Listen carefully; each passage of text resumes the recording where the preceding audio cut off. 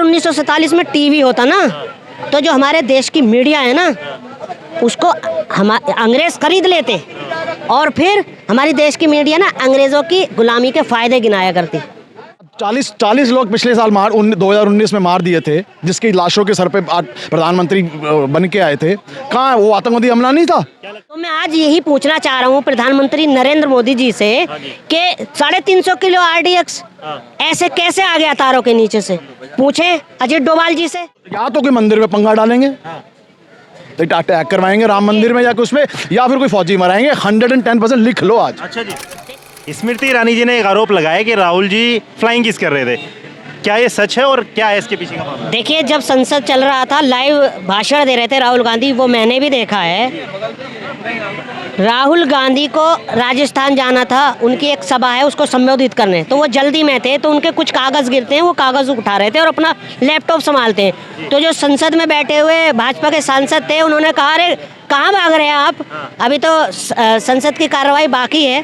तो आप मुझे बताइए कि कोई भी क्लिप, कोई भी फुटेज हो, अगर उन्होंने फ्लाइंग किस किया हो, आप मतलब राहुल गांधी पर ऐसी टिप्पणियां करते हैं और फिर ऐसे लांछन और इतने झूठे आरोप लगाते हैं। इनकी पहले से ही सेटिंग थी कि राहुल गांधी जैसे पहले दिन संसद में प्रवेश करें। देखिए, वो राहुल गांधी है, राहुल गांधी किसी से नहीं डरता और गांधी किसी से न डरे थे न डरेंगे।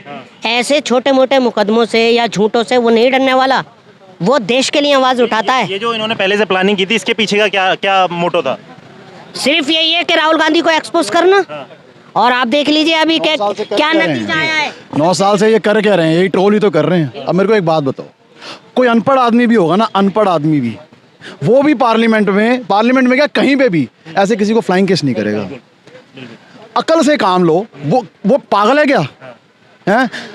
8वीं पढ़ी है वो स्मृति ईरानी, उसके जितनी डिग्री है ना, उससे बड़ा, उसके नाम से बढ़िया उसकी डिग्रियां हैं। तो वो मतलब इतना बेवकूफ़ आदमी है कि वो पार्लियामेंट के अंदर ये कर देगा। अच्छा, मणिपुर में उसकी चर्चा नहीं होनी, इसकी फ्लाइंग किस की चर्चा? चलो कर भी दी तो क्या, कौन सी आफत आ गई? मतलब फ्लाइंग किस क्या मतलब सिर्फ मशूक को की जाती है? बहन को नहीं कर सकते, माँ को नहीं कर सकते, एक सीनियर उसको नहीं कर सकते? मतलब हर चीज़ में बहन जो नेगेटिव ही करना है। चर्चा मणिपुर पे है ना। सारी भाषण में क्या बोला उसने स्मृति ईरानी ने? 1984 में सीलमपुर में एक सरदारनी ने ये एफिडेविट दिया। अबे से क्यों बच रहे हैं सर ये? मणिपुर, पहले तो कंपैरिजन ही गलत है। मणिपुर क्या अपना 70 साल कहीं पे वो हुआ है? राजस्थान में छिटपुट घटना नहीं होनी चाहिए, किसी भी प्रदेश में नहीं होनी चाहिए, वो मैं मानता हूँ उस बात को।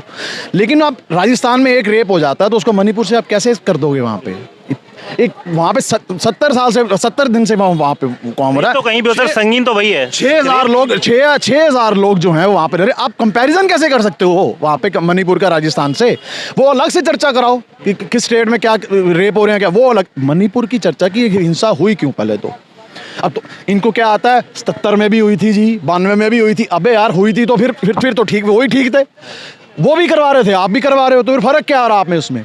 आप तो जो कह अगर मजा तो तब आता, देखो जी हमारे इसमें कोई नहीं दंगे हुए। अब कहाँ पे दंगे नहीं हुए? अब 40 लोग पिछले साल 2019 में मार दिए थे, जिसकी लाशों के सर पे प्रधानमंत्री बन के आए थे। कहाँ वो आतंकवादी हमला नहीं था? क्या लगता है मणिपुर पे जवाब हटा दीजिए, कोई आतंकवादी हमला नहीं हुआ। 40 जवान मार देते हो तुम हमारे, तब नहीं आता। और तुम्हें इंटेलिजेंस को पता है कि वहाँ पे हमला होना है, तब नहीं होता कुछ भी, और अब भी फिर होगा। बड़ी जिम्मेदारी के साथ कह रहा हूँ मैं, जो अच्छे स्कॉलर से मेरा उठना बैठना है, वो लोग कहते हैं फिर ऐसा हम कोई ना कोई होगा, क्योंकि 2024 में 24 का चुनाव जीतने के लिए कुछ भी ऐसा 100% होगा।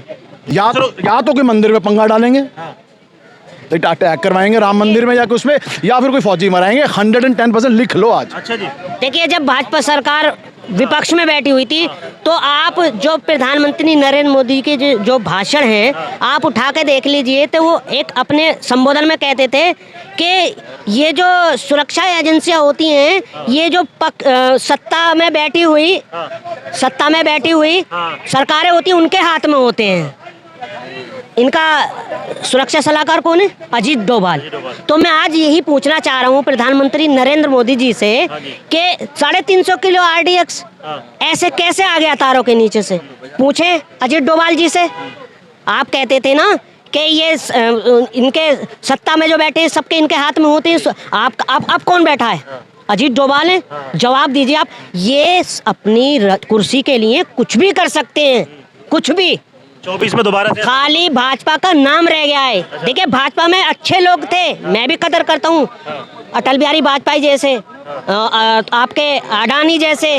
मोदी जी अभी अच्छे नहीं है। देखिए इसको संघ चला रहा है, आरएसएस चला रहा है, जो देश के लिए खतरा है। अच्छा, ये हमारे देश के लिए खतरा है। किस तरह की भावनाओं को बढ़ावा दिया जा रहा है सर? सर आप देख लीजिए कि आज मेरा देश आग की कंगार पर खड़ा है। उधर मणिपुर जल रहा है, इधर हरियाणा में आप देख लीजिए क्या हाल हुआ है।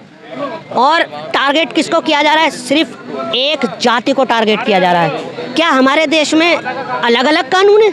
हरियाणा में तो हिंदुओं के ऊपर हमला हुआ था, तो यहाँ जाति विशेष का तो कोई मतलब ही नहीं है, या तो अटैक डायरेक्टली हिंदुओं के ऊपर हुआ था। कौन कह रहा है? एक बात बताओ, नहीं वहाँ पे सारे हिंदू ही मरे हैं। जो वहाँ पे प्रॉपर्टी का नुकसान हुआ सिर्फ हिंदुओं का ही हुआ है। बाद में बोलो जिस नहीं, मैं वैसे जो इतनी गाड़ियाँ जली हैं, 150 से ऊपर गाड़ियाँ जली हैं, वो सारी हिंदुओं की थी। अरे वहाँ पे तो जो वॉयलेंस करने वाले लोग हैं, वहाँ की खुद की उनकी बाइट्स देखी हैं हमने यूट्यूब पे। वो कह रहे हैं यहाँ तक तो पहुँची ही नहीं यात्रा। वो यहाँ पे सामने मस्जिद है, सामने उसका ग्राम पंचायत का वो जो सरपंच होता है उसको ऑफिस है, उसके ऑफिस में एक यूट्यूबर ने, आपके जैसे भाई ने, उनकी पूरी इंटरव्यू ली है। वहाँ पे वो भी बैठा था, वो सरपंच जो है वो कहता है यहाँ तक तो पहुँची नहीं, यहाँ से 1.5 किलोमीटर पहले ही हंगामा हो गया कुछ। वो लोग कौन थे सर? कौन थे? कौन से पॉलिटिक्स समाज के थे? क्या था? बिल्कुल पॉलिटिक्स थी। मैं तो कह रहा हूँ पॉलिटिक्स थी। 9 साल से आप नफरत फैलाई तुरी जा रहे हो इंसानों के अंदर, स्टेटों के अंदर, हिंदू मुसलमान, तो कहीं ना कहीं सबको कोई भरा पड़ेगा तो फटेगा ना कहीं पे। समझ क्यों नहीं पा रहे सर इस चीज़ को? क्यों? लोग समझदार हैं फिर भी इस बात को समझ क्यों नहीं पा रहे कि सांप्रदायिकता का चुनाव? देखो क्या मोदी जी आएंगे, चलो आएंगे, वेरी गुड। उसी से ये पूछो ना कि भाई सिलेंडर 1100 का हो गया, 2200 का भी होगा ना तो तब भी लूँगा, तो बात खत्म है। उसके लिए तो फिर मैं तो औरत क्या, कोई भी हो, मैं तो सब कुछ ठीक है, आना मोदी जी चाहिए। तो ऐसे बंदे क्यों समझेंगे बात को? अब मेरे को सिलेंडर के लिए पहले लाइन में लगना पड़ता था, पूरी झाड़ी खराब होती थी, अभी घर आ जाता है तो हम इतना महंगा भी ले सकते हैं क्या ना? तो यार जब डेबिट कार्ड नहीं बने थे तब बैंकों में भी हम पर्चियाँ देके करते थे। ये क्या बात हुई? आज पाइपलाइंस आ गई हैं तो ये पाइपलाइन कौन लेके आया? अब मैं ये बोलूँ हाँ जी देखो जी कांग्रेस ने कितना अच्छा काम कर दिया, सिलेंडर, अबे ये नहीं होता। हर चीज़ को उसको तुमने वो करनी है। आप एग्जाम्पल देख लीजिए क्या क्या हो रहा है भारत में। 4 लोग शूट कर दिए जाते हैं रेलवे में, और हमारे देश की मीडिया क्या दिखाती है कि वो मानसिक तौर पर बीमार था। अरे वो मानसिक तौर पर बीमार नहीं था, वो राजनीतिक तौर पर बीमार था। मतलब वो उसका ये कहना है कि अगर हिंदुस्तान में रहना होगा मोदी और योगी को वोट देना होगा, अगर मोदी और योगी को वोट नहीं दोगे तो मार दिए जाओगे।